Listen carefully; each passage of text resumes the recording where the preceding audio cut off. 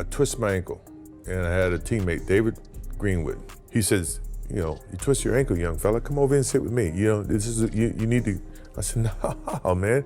I'm trying to make a name for myself. There's no way I can sit. I need to get out there and show what I'm capable of. I want to play. I want to win. I want to make an impact. The fans are there to watch me play. I want to impress that guy way up on top who probably worked his ass off to get a ticket or to get money to buy the ticket. You really cared about the guy who sat in the top deck at the Palace in Auburn Hills to watch you when you came to Detroit? Yeah, because I know he's probably yelling at me and I want to shut him up. For years, Michael Jordan stayed silent. The greatest player the game has ever known. The man whose name defines basketball itself vanished from the noise of modern sports. No hot takes, no social media statements, just quiet, the kind of quiet that only comes from someone who's already proven everything. He showed up occasionally for his brand, maybe for a charity event or a Hall of Fame appearance. But when it came to today's NBA nothing, that silence made his sudden return feel seismic. So when NBC announced that Jordan would appear as a special contributor for their first season back covering the NBA in over 20 years, it didn't just make headlines. It stopped the entire basketball world in its tracks. This wasn't a retired legend reminiscing about old highlights. This was the ghost of greatness walking back into the arena, and everyone knew if Jordan was speaking, it was for a reason.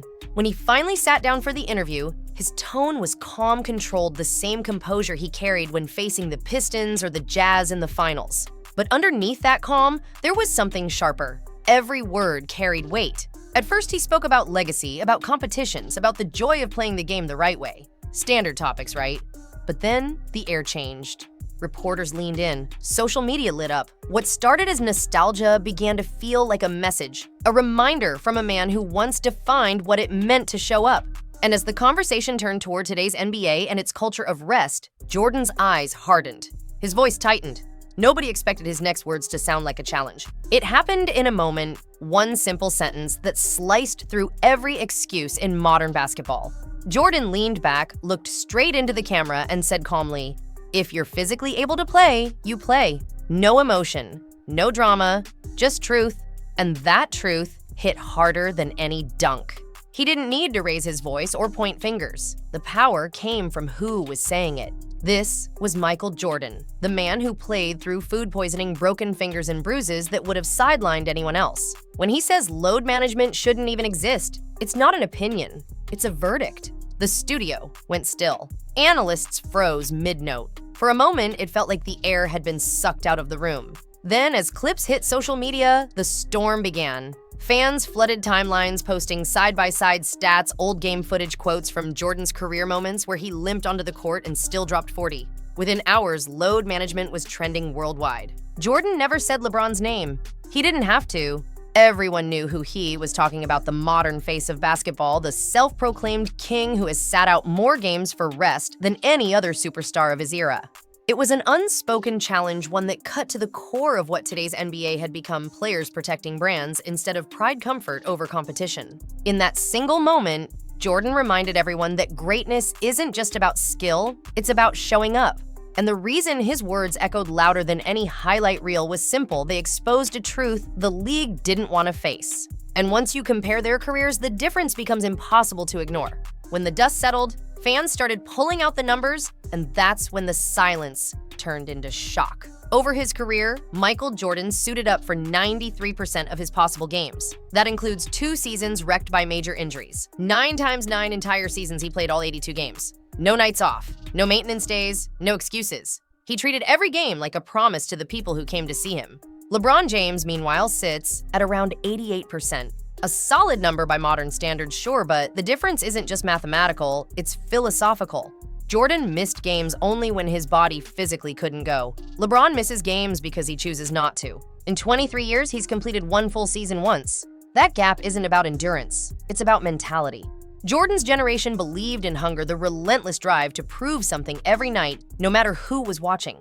LeBron's generation, shaped by sports science and branding deals, believes in preservation, conserving energy for the playoffs, for the next contract, for the next endorsement. It's not that one man was healthier or luckier. It's that one refused to protect himself from greatness. Jordan saw every game as sacred. Every tip-off was a test of pride. Missing one wasn't just a stat line, it was a failure to honor the fans, the team, the game itself. That's the part today's analytics can't measure the fire that made him lace up when his body begged him not to. The numbers tell the story, but they're only the surface. What made Jordan different wasn't his durability. It was his defiance, the refusal to be ordinary in a league that accepted excuses. To understand why this hit so deep, you need to remember how Jordan was built. To understand Jordan, you have to go back to an era when basketball was war. The 1980s and 90s weren't about fancy footwork or PR polish. They were about survival. Every drive to the basket meant a body check. The Bad Boys Pistons made sure of that. Elbows, bruises, blood, all part of the game. And yet, through it all, Jordan didn't just endure, he dominated. He was built in an age where toughness wasn't an act, it was the entry fee. If you stepped onto the court, you played through whatever you had. A twisted ankle, a bruised rib, a sleepless night, none of it mattered. The moment you laced up, you were all in. And Jordan embodied that code to perfection. Then came the flu game. 1997 NBA Finals Game 5 against Utah. Jordan woke up weak, pale, barely able to stand. Most players would have stayed home. He walked into the arena drenched in sweat before the first quarter even started and still dropped 38 points. Every bucket looked like a fight against gravity. By the end, he collapsed into Scottie Pippen's arms, too drained to celebrate.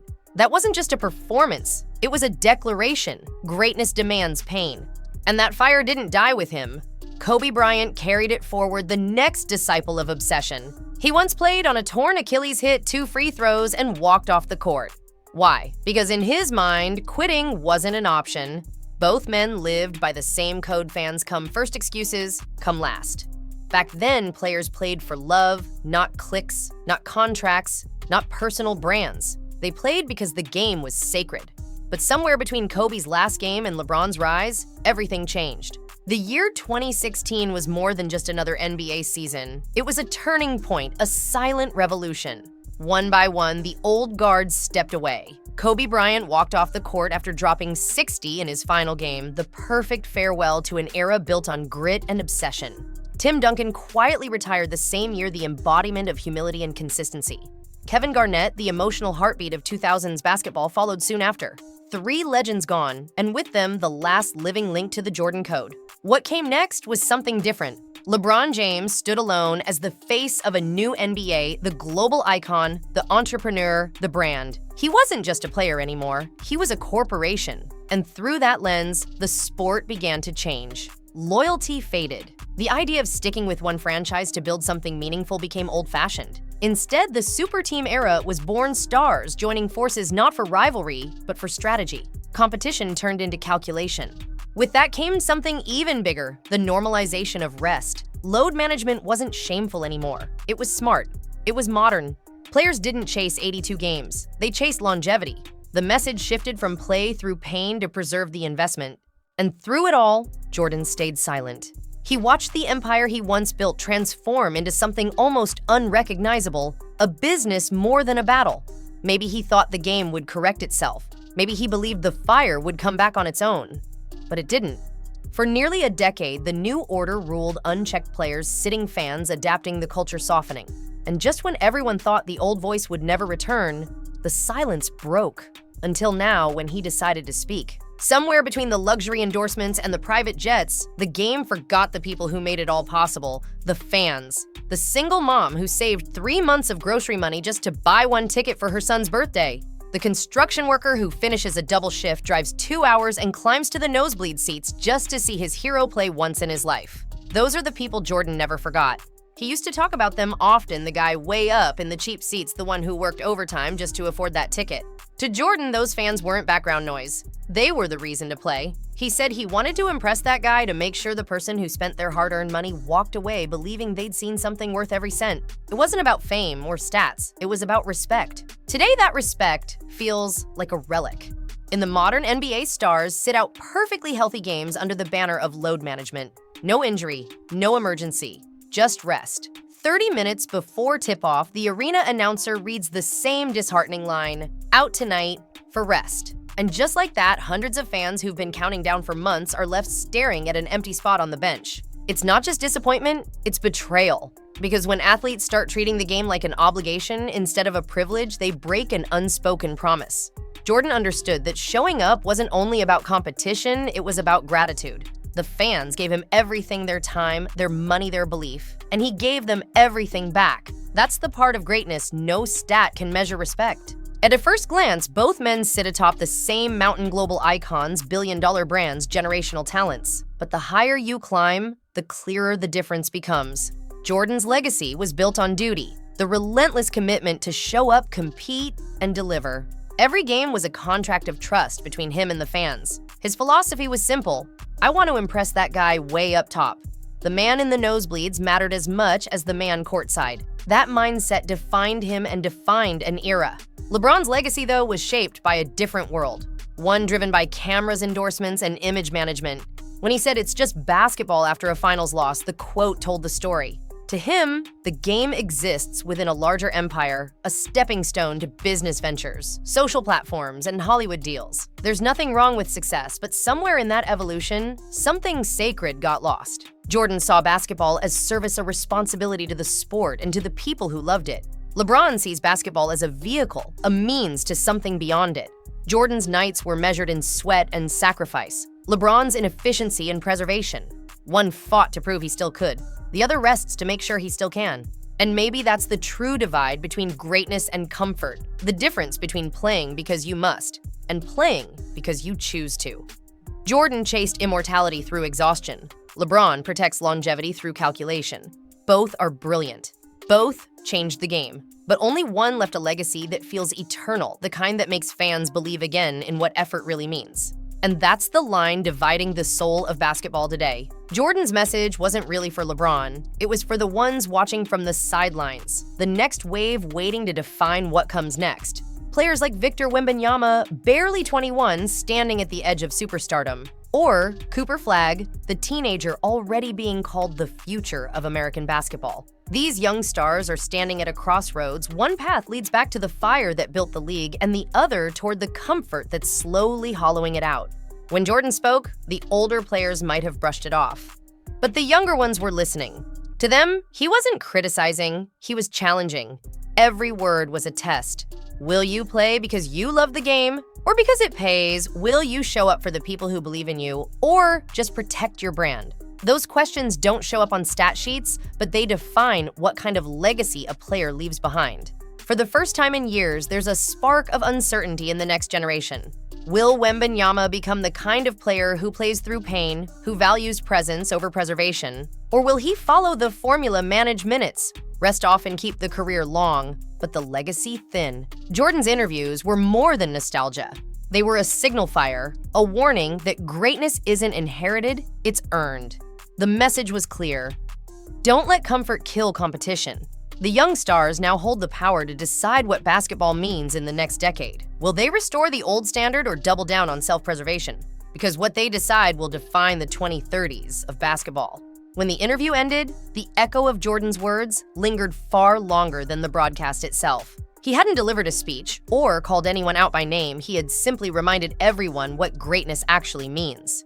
It isn't about fame stats or brand deals. It's about showing up every night, every game, every time someone believes in you enough to buy a ticket and sit in the stands. That's what defined him. That's what built his legend. In an era obsessed with metrics and moments, Jordan's message cut through like a beam of clarity. Greatness isn't measured in points or rings, it's measured in presence. The willingness to step on the court when you're tired, hurting, or doubted. The courage to give your best even when no one expects you to. That's what separates heroes from brands, icons from influencers. And maybe that's the real challenge he was throwing down, not to LeBron, not to the analysts, but to everyone who touches the game. When it's your turn to play, will you show up or sit out? Because what Jordan said wasn't just about basketball. It was about accountability, passion, and the quiet kind of respect that built every great arena. One interview was all it took to reignite that forgotten truth that the game doesn't belong to the stars or the networks or the sponsors. It belongs to the people who still care enough to show up. In the end, Jordan didn't raise his voice, didn't beg for attention, didn't need a microphone to make a point. His message was simple, timeless, and absolute, a line drawn between legacy and comfort, between love and ego. Jordan didn't just talk about basketball. He reminded us why it ever mattered.